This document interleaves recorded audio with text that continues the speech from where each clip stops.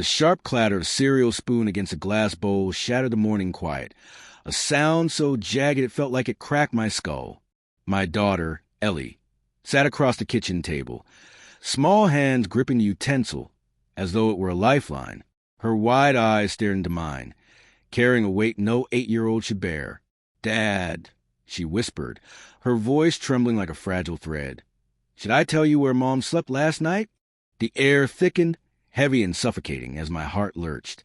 I glanced at my wife, Sarah, frozen mid-sip, her coffee mug hovering like a guillotine. The kitchen smelled of burnt toast and the faint citrus of last night's dish soap.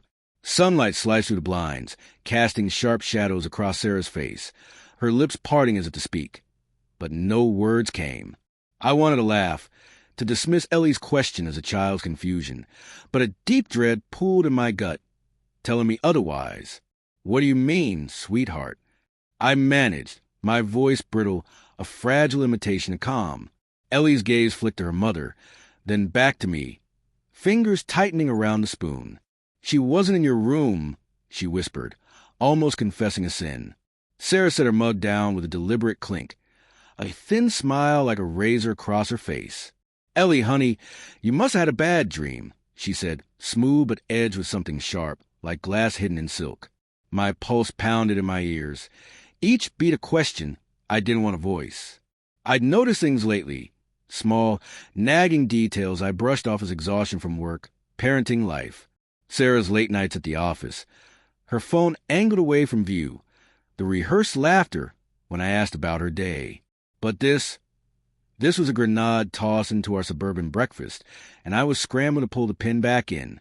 "Ellie," I said, leaning forward, hands clammy against the worn of the table. "Where did you see Mom?" My throat tightened. The words tasted like ash. Sarah's eyes flicked to mine, hazel storms of panic and defiance swirling in their depths.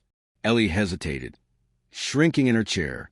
"In the guest room," she said finally, barely audible, "with Uncle Mark, my brother-in-law, Sarah's sister's husband, had been staying with us for a week while their house was renovated." His booming laugh, easy charm, the way he lingered at our dinner table. It always felt like family, like safety.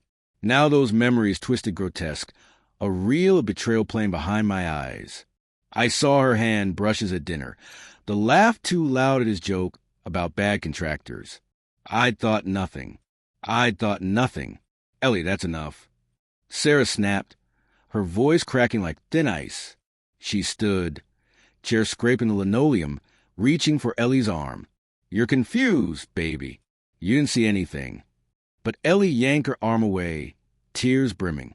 "I saw you," she cried, voice piercing, siren-like. "You were in bed with him. I went to find you because I had a nightmare and you weren't with Dad."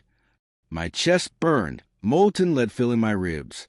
I wanted to scream, to demand answers, but my body felt anchored to the chair, my mind racing to stitch together reality, not ending in ruin. Sarah's composure crumpled like cheap fabric. "Tom, it's not what you think," she pleaded, hands raised defensively. "She's a kid. She doesn't understand what she saw." "Then explain it," I said, voice slow, a growl I barely recognized. The kitchen felt smaller now, walls closing in, air thick with the scent of coffee and lies. Her eyes flicked to the hallway where Mark's suitcase waited, ready for departure. Had it been planned? Were they waiting for him to leave to sweep this under the rug? I couldn't sleep," Sarah stammered, fingers twisting her sweater hem. I went to the guest room to read. Mark was already there, working on his laptop. "We talked, that's all." Ellie's words were fragile scaffolding, trembling, barely holding up under their own weight. I wanted to believe her. God, I did. But the image of them in the guest room, tangled and intimate, seared itself into my mind. "Talked," I repeated, voice rising despite myself.